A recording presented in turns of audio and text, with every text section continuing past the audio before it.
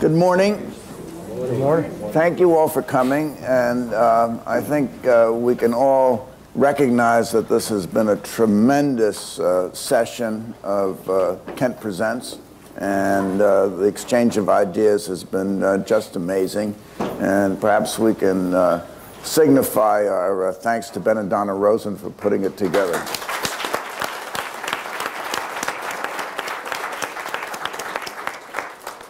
I'll try to waste as little time as possible. My name is Jim Zirin. I'm to moderate a discussion on a very heavy topic, which is the future of democracy, and I have two distinguished panelists who are in the best position to know what that is. On my immediate right, Charles Blow, who is the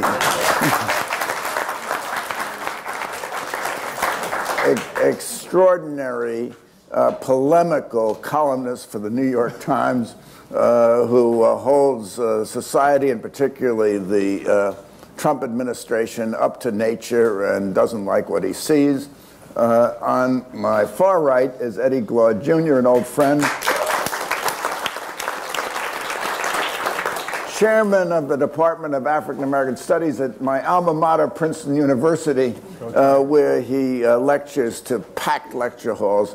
And it's really an honor to have them both with me on the panel this morning. Democracy was said by Winston Churchill to be the worst of all systems except for all the rest. And the framers of our Constitution didn't like democracy very much. And if you look at our Constitution, you'll see that one of the things that they obviously tried to do was to filter the government from the people, so that the only institution of government that was directly elected by the people was the House of Representatives. The president was elected by electors, still is, unfortunately.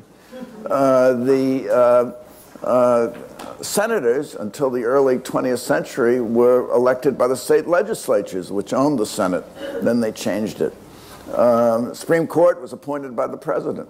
So in the final evening before his duel, Alexander Hamilton wrote a letter to a friend of his named Sedgwick, in which he expressed great fear of democracy because he thought it could lead to tyranny. Populism could lead to tyranny. What would happen to this marvelous government they'd created if you had a man or a woman on horseback who was tyrannical? So now we are facing what may be a great crisis in our democracy, and we find that one of the great problems that exist in the current climate is that compelling issues of public policy seem to be obscured in a kind of danse macabre that's occurring in Washington, where everyone's attention is focused on this firing or that firing, or this obstruction of justice, or that collusion with the Russians, and where is the issue of income inequality? Where is the issue of the economy? Where is the issue of race relations? None of it seems to be taking a front seat at all. It seems to be taking the back seat. So I wanted to start with Eddie, because you have been, and I know, Charles, you will get your turn. Eddie, you were on television. Both of these guys are on television all the time.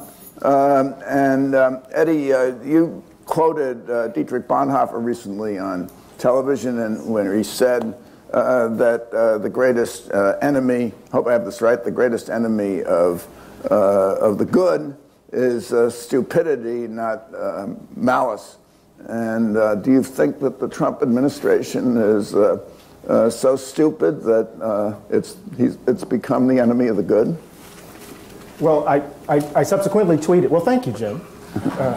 Thank you for. This is my first time at Kent Presents. It's been a wonderful 3 days or 2 days. It's blurring. He's the author, incidentally, of Democracy in Black, which is a fabulous, fabulous book, and I recommend it to everyone. Conversations, thank you. the conversations, the side conversations have been wonderful. I immediately tweeted after I said that on Morning Joe, quoting Bonhoeffer, and this is right before Bonhoeffer was executed by the Nazis, where he says that stupidity is a more dangerous enemy of the good than malice, that we were awash in stupidity. And in some ways, it's an exaggerated extension of a trend that we could trace back to Nixon, or we could even trace it back to the early 19th century. Richard Hofstadter wrote a wonderful book about anti-intellectualism in the United States, that there is a kind of deep suspicion of thoughtfulness, a deep suspicion of eggheads, as Nixon and others described those white liberal limousine liberals, as it were, who thought that they had all of the answers, and everyday ordinary working people were dolts, as it were. And you take what we've seen is that basic strategy that was so deployed by Nixon and his minions has kind of been caricatured with Trump, where there's a sense in which the mundane, the trivial seems to stand in for substance. It's almost as if all of us are forced to endure a reality show that Trump is orchestrating. And so I think the short answer is I think the stupidity is designed to occupy our imaginations. Right? There's a wonderful, distract us? Yeah, there's a wonderful line in Ralph Waldo Emerson where he says, God speaks to us through our imaginations. And whenever I tell my students that, I say, well, if that's true, then what is the devil doing? Right? And so there's a sense... He's speaking to us through Donald Trump. Right. Well, there's this sense in which, right, we're kind of forced to kind of think that the reality as it is all that we have. And so we find ourselves day in and day out, every minute, every second of the 24-hour news cycle confronting, right, that which can, for lack of a better word, could be described as stupid. So that's my short answer. Now, Charles, you have in columns alluded to the stupidity of the administration, and you have looked at it as something of an ally because you think Trump is so incompetent and inept he can't get bad policies across, and he can't execute, as football coaches like to say. So do you want to comment on that? Well, I mean, there's a lot to that. If you had a more skilled politician with the same set of principles, you'd be in a lot more trouble, right? Right. There are, today, 80-plus federal judgeships open. Obama had made recommendations for 40 of them. They were never confirmed. So they're open to Trump. He has a Senate that would rubber stamp them. All you have to do is do the real business. If you were not running around, making sideshows, you could have a very swift and profound impact on this country. But he's not built that way. And he's built for cameras, and he's built for flash. And he lacks discipline, and all of that combines to pull him and us down to a level of pettiness that means that he's not doing the things that he could in fact do. If you look at healthcare, for instance, it was just essentially they lied to America for 7 years. They could do something that could not be done. They could have better health plan that would be cheaper and cover more people. And Donald Trump continued that line, and I actually pushed it even further. And when it came to it, they simply could not provide that because that was a lie. And I'm not even sure he understood how much of a lie it is because he's just an idiot. But the members of Congress completely knew that it was impossible to do. And that was not even in their wheelhouse of what they wanted to do. The entire healthcare debate is really about this. Is it okay to have some people pay a little bit more so fewer people die? That's what it is. And what Republicans were coming back and saying is that the people who I represent simply do not want to pay more, regardless of what that means. It's not their fault, it's not their problem. They don't want their insurance to go up by $200, $400. But they were just leaving out the second part of that, which is the collateral damage is that more Americans who are healthy will become sick and won't be able to be treated. More Americans who are sick will not be able to cover those expenses and will die. There is no other way to describe this debate. We make it kind of intellectualize it, make it about size and role of government, but that's not what it's about. It's really about whether or not we as a society will shoulder a bit more of the burden so we keep people alive and healthy. And in fact, in the long run, because although America is an incredible economic engine, it has all these kind of creative people and creative industries, we're small. Relative to some of the countries that are emerging countries with whom we have to compete, India, China. I tell people all the time, just assume that the top 10, 15% of their students are their honor students. That would be fair, right? That would mean that they have more honor students than we have students, right? When you look at it in that global perspective, it starts to mean that we actually don't have people to waste. That means that every kid who shows up and can't see on the first day, they need to be rushed to an eye doctor so that they don't fall behind. All of them need proper health care so that they can finish school and have proper nutrition and whatever. All of them, because we actually don't have people to waste. And when we start to believe that we do, that some people in the society can be collateral damage, then we start to lose our space in the world. And so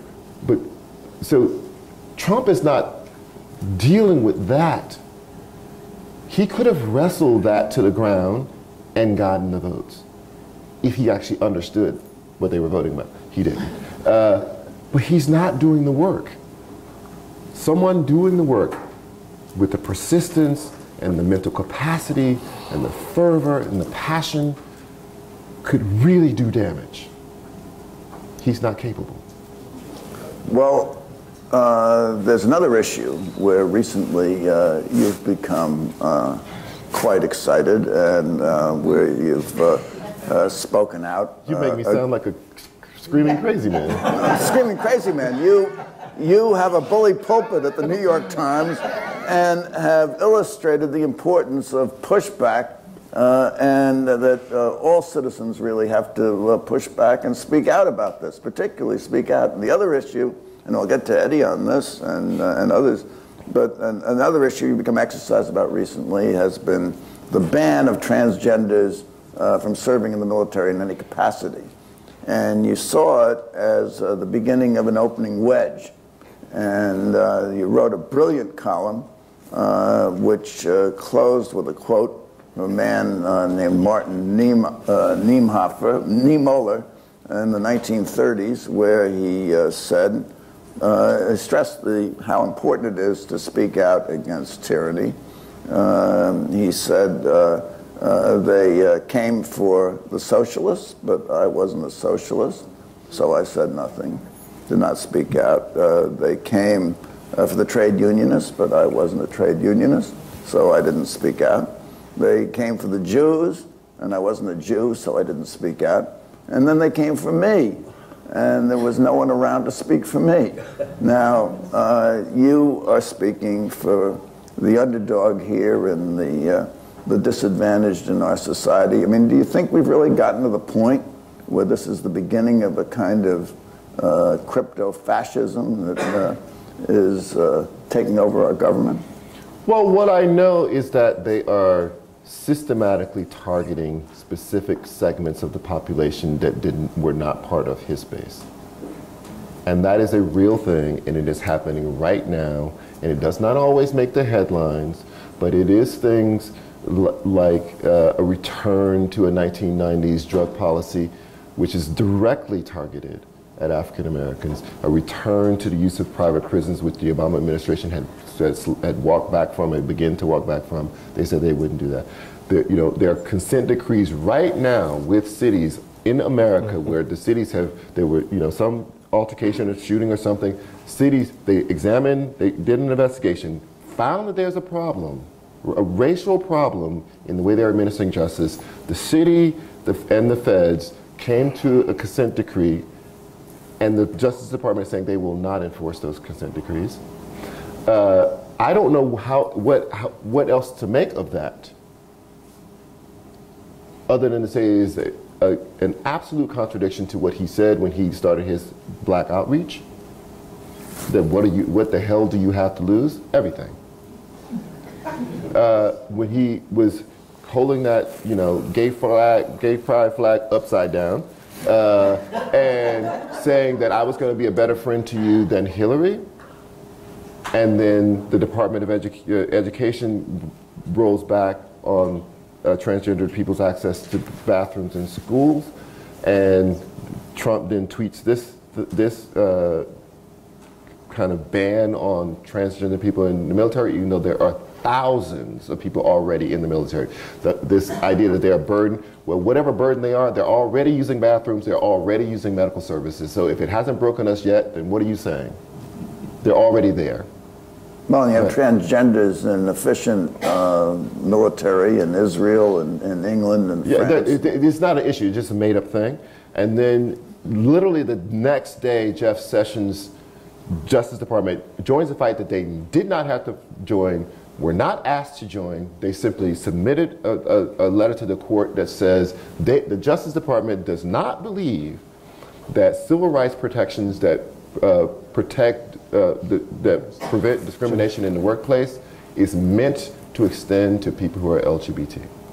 Now, I don't know what else that's supposed to mean, right? Other than an outright attack on the LGBT community. And you go down the line from Muslims and immigrants, most of whom are Hispanic, and I don't know how else to describe what we are seeing other than systematically attacking each and every one of these groups that were not part of his coalition but were part of hers. Well, Eddie, let's take another issue, even more recent than the ban on transgenders. Yesterday, in Suffolk County, Long Island, the President of the United States addressed a group of police officers. And Suffolk County, Long Island, is a place where black people certainly form a significant portion of the prison population and are at the bad end of police action, and he appeared to endorse police brutality. He said, rough them up. He said they're criminals. What was your reaction to that? My reaction was, Trump is who he is. He's nothing different. He is who he is. He's consistent with who he was during the campaign. There's nothing new being evidenced here, besides the fact that he now has the power of the presidency behind such noxious views. But is he ramping up? No, I just want to be very, very clear here. It is easy for us to offload all of the noxious and insidious dimensions of all of the ugliness of who we are as a society onto Donald Trump. It is easy for us to be morally outraged by him when he's just simply an exaggerated indication of the rot that's in all of us. And I think this is really important, that Donald Trump mirrors something about American society, right? I mean, Chris Murphy said 42% of folks in Connecticut voted for it. How many across the country voted for it? When we look at the policies, they're just simply exaggerated versions or caricatures of things I've heard from the Republican Party since I've been kind of politically conscious, right? So voter fraud is not something new coming out of the mouth of Donald Trump. It's been, right, a standing position of the Republican Party. Questions around immigration is not something new. Right? There's a sense in which Bannon's three buckets: economic nationalism, national security and sovereignty, deconstruction of the administrative state. These are all elements of a long-standing set of policy commitments, right, by the Republican Party. So, so part of what I want us to do is to avoid the easy move to say that the problem with our democracy is, right, the election of Donald Trump. Now, I think what Donald Trump has done, and I'm shifting your question, pivoting on your question, Jim, because Donald Trump in Suffolk, it is what it is. He actually represents the crisis of the imperial presidency, something that goes all the way back to Nixon and before it, right? That is to say, we've seen an expansion of executive power, and that expansion of executive power presupposed that the person occupying the office would be ethical and decent. So what happens when you get an indecent person who's unethical with that kind of power? So we see the crisis of the imperial presidency combined with the collapse of governing norms of the Congress. So we know how the House has changed, right? Many of us watched Tom DeLay and what he was doing, right? We know how the House has changed, right? We know what gerrymandering has done. We know what voter suppression is doing, right? We know how it's impacting the way the House functions. What did we see with Mitch McConnell and the way in which the Senate functions with Gorsuch, right? What have we seen in terms of congressional complicity with the undermining of norms that are basic to democracy, right? Then you combine that with the politicization of the judiciary, right? And what that has meant, because Gorsuch, I mean, we think what they did to Garland and what they had to do in order to get him elected. I mean, get him appointed, to get Gorsuch appointed, right? So we have the crisis of the imperial presidency embodied in Donald Trump's stupidity. And I'm putting that in inverted commas. Stupid like a fox, right? Then we have the collapse of governing norms with the Congress, right? The complicity of legislators, the Republican Party with all of this nonsense. Then you have the politicization, right, of the judicial branch. And then you combine that with the kind of constraint, the way, and I know I'm being a little abstract here, but the problem of you and I engaging in substantive deliberation as the demos. We're all moving into our tribes. So we're having these arguments, like, you know, we can argue, but we have some basic commitments that allow us to be on the same side, even though we might have fought over Hillary Clinton a little bit, right? Did we? Just a little bit. Just a little bit. Not in public. In my mind. How about that? In my mind. But the demos, the tribalism that has impacted the way the demos deliberates. Right? How we've gone into our silos, and what does that mean for the health of democracy? So the first bullet point in my head, right, has to do with the collapse of the crisis of democratic institutions. The second bullet point in my head has to do with what is happening to ordinary people, everyday ordinary people who are struggling, right? How do they hold government accountable? How do they hold elected officials accountable? How do they take on the benefits and burdens of citizenship when we're in our silos, and two, when we're struggling just to keep our noses above water? Right? Because people are trying to put food on the table and keep a roof over their homes while the top 1% and the top 1/10%, right, robbing the country blind. Right? And then the third point is a reassertion of whiteness. A reassertion of whiteness in this moment. That the white nationalism of Steve Bannon, the white nationalism of Jeff Sessions, the cultural argument that Matthew Dowd mentioned earlier, the kind of return, you know, the kind of push that we're seeing in the Democratic Party to return to the Etzel's argument from Chain Reaction. You remember that argument? We need to bracket our relationship to the base. We need to not be so cozy with black folk, not be so cozy with unions, try to figure out how we can appeal to this mythical median white voter. Right? What does it mean for us in this moment to reassert, and this is James Baldwin's argument, to reassert that America is a white nation fundamentally? That the immigration debate can be read through that. That the question of returning to the war on drugs can be read through that lens. Right? In my book, I talk about something called the value gap. I'm going to, because I don't know if I'm going to get another moment. the value gap. And the value gap is something much more fundamental than the achievement gap and the empathy gap. It's this belief that white people matter more than others. And to the extent to which that belief animates our social practices, it informs our economic and political arrangements, we will always find ourselves in this moment. So even at the moment in which Abraham Lincoln can give voice to a profound conception of democracy, it's a government of the people, for the people, by the people, that understanding of democracy gets distorted because Abraham Lincoln believed white people that were valued more than others. He couldn't become the kind of person his understanding of democracy required.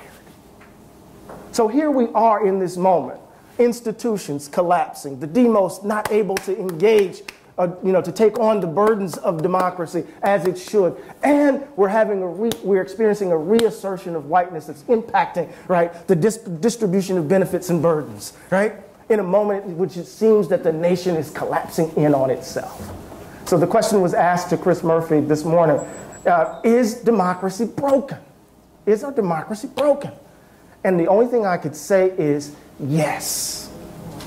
And just because we see moments in which it seems like it's working, that's like someone in the hospital showing signs of improvement, but they're still fundamentally sick. You see what I mean? Well, that's all I'm going to say. For the rest of the day, I'm going home. I'm getting in the car. I'm getting in the car. Let me just before you get in the car. Okay. Before you get in the car. Sure.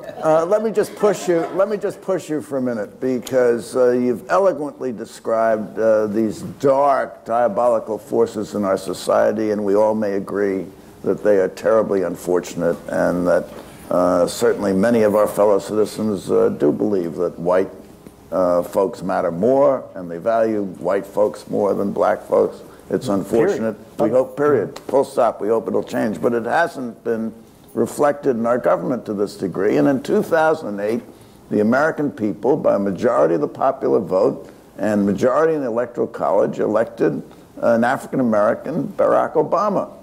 Now, you thought that was a great victory for democracy.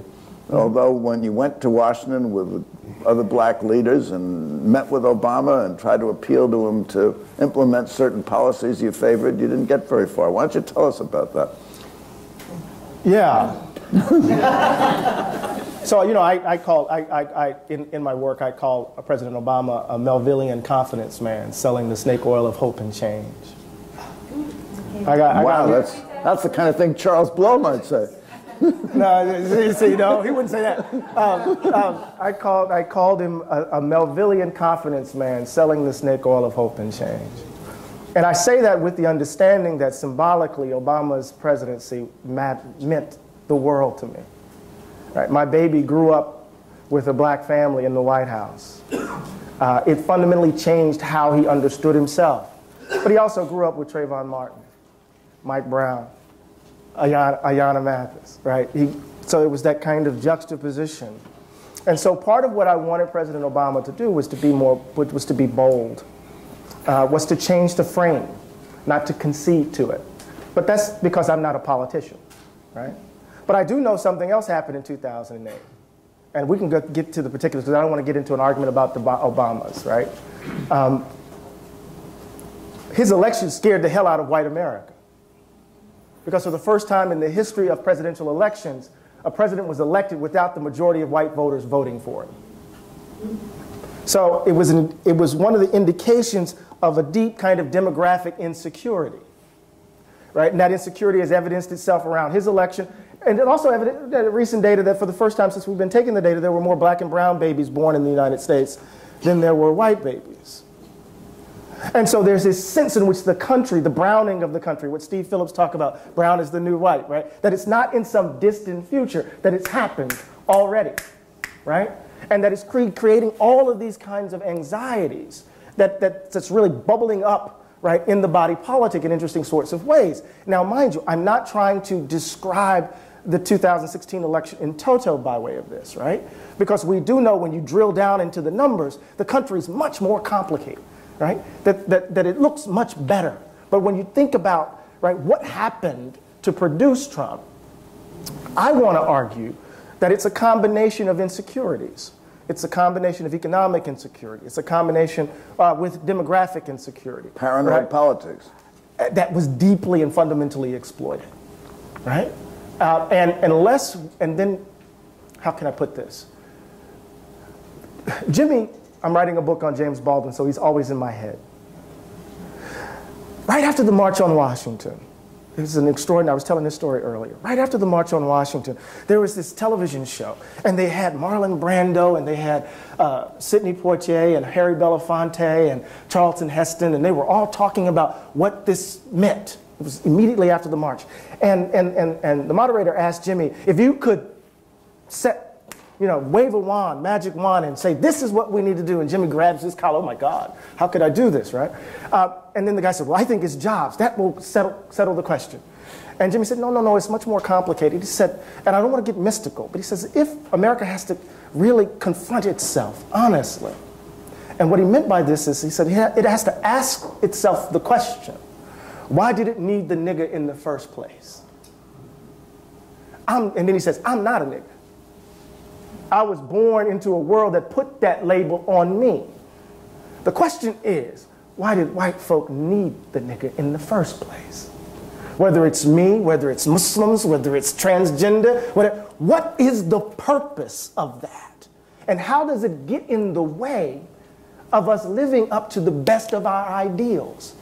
How does it always short circuit, strangles out, literally suffocates, right? Any genuine effort to instantiate democracy in this country. And that's where I think Trump embodies, at least in part. So the question I would put to you, you're gonna put it to Charles too, where we live in a democracy. Where were the black voters in 2016 who we're so afraid of? Where were they at the polling places voting against this tyranny? Voting against someone who clearly was not their friend and clearly wasn't going to advance their interests. Charles, what's the answer to that? You wrote about this.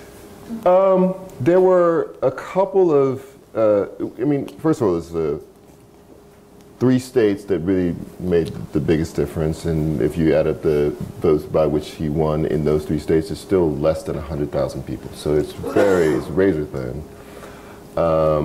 And you're writing about Baldwin. He gave an interview with Paris Review, I think it's in the 50s, where he talked about the political pragmatism of black voters who are constantly feel like they're being lied to, so they guard themselves with pragmatism against hoping too much so that they won't be hurt too much.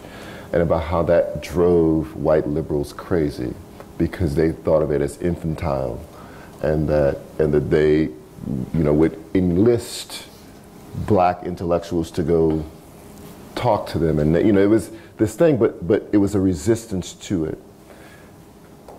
There's a real thing that is happening among, I think, young people in general that is very revolutionary, and it is far more left than I think most people of my generation feel comfortable.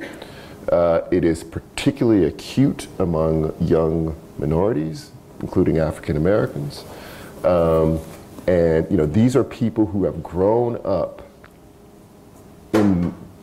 surrounded by the debris of mass incarceration and the war on terror and what the New York Times describes as 1.5 million missing marriage-aged black men in this country. Just vanished, right? These are brothers, uncles, fathers, gone. Mass incarceration, death, and raging HIV infection in the South, which nobody talks about, happening, off the chart numbers among black people. And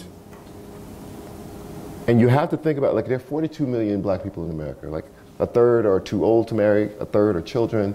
You're getting down to, keep the whittling that number down. Then you do half of them are women, and then you take off another 1.5 marriage age one, most on the young end of that spectrum. And then people ask black women, why are you having babies without being married to the father? And then people ask, why is poverty endemic in your community? Then people ask, you know, all of the questions about social ills and not taking any responsibility whatsoever that this is a systemic, this is an issue, this is a design. This is not something, black people simply didn't choose to move to cities, into the roughest, poorest parts of those cities. That where people live in a society has very little, when you're poor, has very little to do with your desires and everything to do with design. We created the ghettos and then we feign shock when they explode. This is what we have done. And then we have to take some responsibility for that. And figuring out how we unwind this thing, how we unmake the making. We being whom? America has to do that. All of America. All of America has to do that. So let me say this really quickly, Jim. Remember, this is the first election post the gutting of the Voting Rights Act. So this is the first presidential election post the gutting of the Voting Rights Act. Well, so when we look at a state like Wisconsin, she lost Wisconsin by what, 40,000 votes, something like that? 200,000 black votes, right, were, at least one study suggests 200,000 votes were suppressed because of voter suppression. But the part of the Voting Rights Act, to be fair, was that was gutted. Had to do with bad actor states, and Wisconsin and Michigan and Pennsylvania were not among the bad actor states. So if they'd have held the Voting Rights Act, you'd have had exactly the same problem. So maybe the question I have to ask part of what I should have put a period there then. So gutting of the Voting Rights Act period plus voter ID laws and voter suppression. Didn't help, but you can make the case that didn't hurt either. But in 2012, didn't hurt because because Hillary Clinton lost in states that were not bad actor states. If had the voting rights been in place. But Wisconsin has an aggressive voter ID. That's different. Well, the court said that discrimination is still bad. That's why I said I should have put a But I make a separate argument, which was it wasn't necessarily that we needed to keep the Voting Rights Act. We needed to expand the Voting Rights Act. It wasn't that we needed to just be focusing on states in the South. We should have been including Wisconsin and Michigan because everybody in the North, because they did not have the restrictions, were moving full speed ahead with restrictions of this sort, which ended up with 200,000 people not being able to vote. And in a state like Michigan, that makes a huge difference. When you look at the number of votes Trump won Michigan by, I think it was like 18,000 or something like that. The number of people who actually showed up at the polls and voted and didn't vote for the top line because they just couldn't make themselves do it was greater than that number. Number of people, number of people who felt like they were disenfranchised, greater than that number. Everything that we do, either, there were people who were making choices, but there were also people who had no choice because they were disenfranchised. All of that makes a difference, and we moved in the opposite direction, assuming, pointing towards a future that may never arrive, in which power will concede to those who ask for it. Well, that is a future that we have never seen. I'm not even sure the world has ever seen that future, where the power is not struggled over, where people who possess it will not fight tooth and nail to maintain it. Well, Michigan is a troubling example to me anyway, because in 2012 in Michigan, which has a substantial black population and a substantial number of blacks vote in Michigan, in 2012 Barack Obama ran against Mitt Romney. Now, Mitt Romney was born in Michigan. He was the son of the governor who was very popular. And Barack Obama cleaned his clock. Now, what happened in 4 years that Hillary Clinton lost Michigan? Well, she's not him. That's one. So that's one. She's not him. But all the dark forces should have existed in 2012 with voter suppression. And you live black in America one day and you'll realize that you always see dark forces. Like that, black people don't register at the same. I'm white in America. But I'm telling you that this idea of feeling under threat and feeling in terror is a relative constant in black life. You just learn to ameliorate and deal with it and laugh about it, because otherwise you'd go crazy, right? So I think black people, and probably most minorities, experience a sense of removal from safety that other people don't always feel, and you feel like you feel it all the time. You know, I'm a relatively successful person. I kind of tense up when I walk past a bunch of cops. And I don't know, it's an involuntary reflex. There's nothing that I'm doing wrong. It's daylight, it's not nighttime, and I tense up. And I don't know how to stop myself from doing that. I don't know how to, stop myself from walking a little taller and straighter and making sure that I don't make eye contact. I'm doing that, and I'm 47 years old. I'm not doing anything wrong. So that thing is happening all the time. In addition to that, it was a lot of the young people. They did not feel enthusiastic about it, and I believe that they had been given cover to vote their conscience by two things. One, all the polls kept telling them, no matter what you do, she's going to win anyway, so you could vote your conscience. And their conscience was telling them that I have a problem with you. I have a problem being forced to make a choice between, a person who's good but made some mistakes and a person who's terribly awful, but those mistakes really impacted my life. Those kids grew up in that post-mass incarceration, post-crime bill era. They didn't see the crack epidemic that you and I saw. They didn't see even the Congressional Black Caucus and black mayors across this country and black clergymen encouraging Congress to pass the crime bill. They didn't see that because they didn't grow up where kids in poor neighborhoods were literally laying on the floor to do homework because bullets could come flying through the window. They didn't see that. All they saw was there was a lot of video and a lot of record about the crime bill, what the effects were. And it was horrendous. It was horrendous. It decimated whole communities that they grew up in. And they had Hillary on the record saying things like, she was for it. Charles, we've reached the point where we entertain questions from the audience. I hate to cut you off because this has been fabulous. Yes, ma'am. Please say your name. Keep your questions very short, concise. Make it a question. Okay. My name is Valerie Strauss.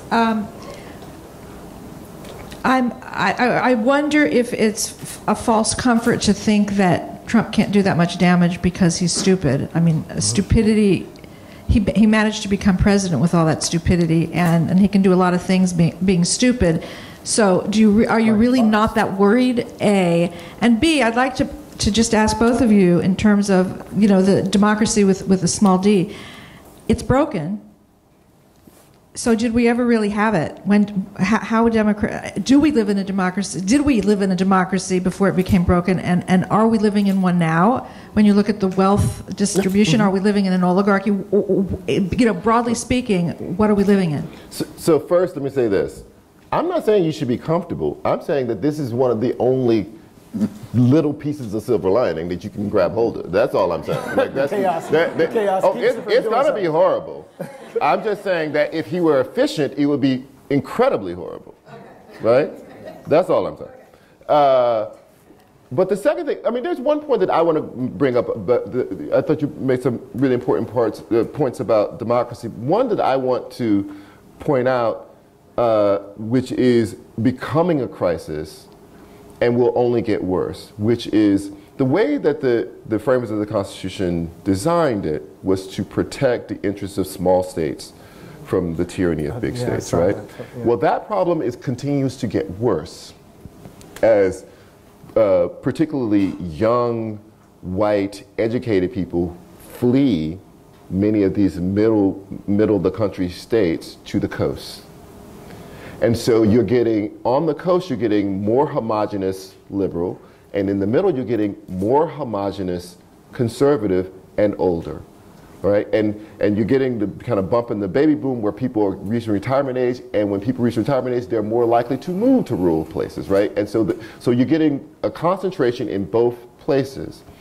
At the same time, you're getting the urbanization continues apace. So 60% of America's population today live in cities. If you just break the circle out to include the suburbs around those cities, you're up to 80%, right? But the way the founders have structured the Constitution, meaning everything from the Electoral College to senators, means that you're getting an increasing imbalance where people, highly educated, liberal people in cities, your vote matters less and less and less because you're crammed in together, right? So Brooklyn has more people than Alaska, but Brooklyn didn't have 2 senators, right? So that tension continues to grow, and so that there's a reason that 2 of the, I think, 3 elections where you've had someone who won the presidency without winning the popular vote happened within the last 10 years. Right. That is because this urbanization continues apace, and so now you're getting a total mismatch in terms of where the power lies, because it cannot be moved. The number of senators will never move. Where the power lies and where the people lie. And so that rub will continue. And that creates a situation, a society in which that democracy has already tipped. Yeah. You know, really quickly, democracy has always been a question. You know, the late Judith Sklar, the political theorist from at Harvard, said that America didn't really become a democracy until the passage of the Civil War amendments. And people, or the second founding, right? Some people might even claim that America didn't become a democracy, a genuine democracy, until the passage of the Voting Rights Act of 1965, right? And so when we think about democratic institutions working, right, we have to think about how those democratic institutions have existed alongside deep, systemic patterns of discrimination, deep and systemic patterns of exclusion. So when we appeal to those institutions as securing the rights of folks, as securing the benefits of democracy, we have to understand their complex history. So to say it's broken isn't to obscure the fact that democracy, as the late political theorist Sheldon Wolin would say, democracy has always been fugitive. These moments of explosion, right, that open up space, and then rearguard actions that try to contain it. Okay, we have 3 minutes, and let's have an explosion. Let's take 3 questions. Sorry. 3 questions, and then we'll try to answer them all. Succinctly. Thank you. Daniela Bonafede-Chabra. 2 questions. One is, you've mentioned the browning of America. So is what we're seeing the sort of last throes of white men clinging to their privilege? Second question, is it time to abolish the Electoral College, and how do we do it? Second question. So abolish the Electoral College. Democracy requires an effective public education system. That has been a huge problem across this country for decades. If we don't, and there are many reasons why, if we don't solve that, can we have an effective democracy? One more question? Last question. Anyone? Yes, ma'am.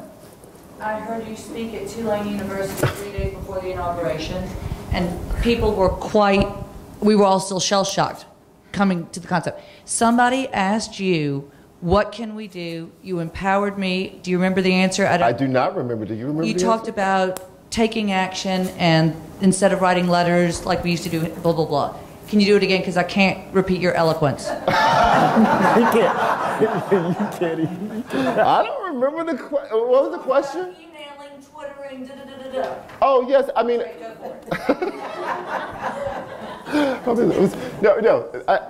I think I kind of remember this answer. I don't know if it is so much applicable right now, but you have time. Your representatives are available. They have phone numbers. They have mailing addresses, but they also are now, everybody's on social media.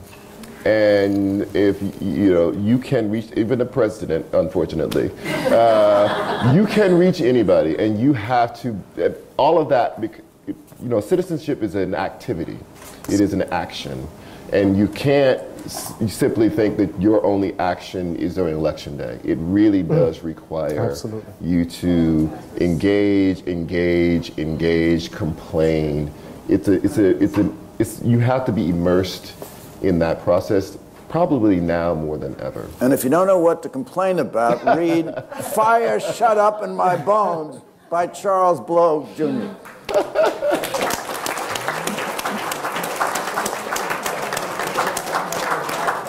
Do you want to abolish the Electoral College? Yes. Yes. I do think we're in the last throes. You know, Jimmy wrote in Nobody Knows My Name. He said, we're experiencing the funeral of the West. The question is how long and how expensive will it be? Funeral of the West. Let's give a great hand of applause to two terrific panelists.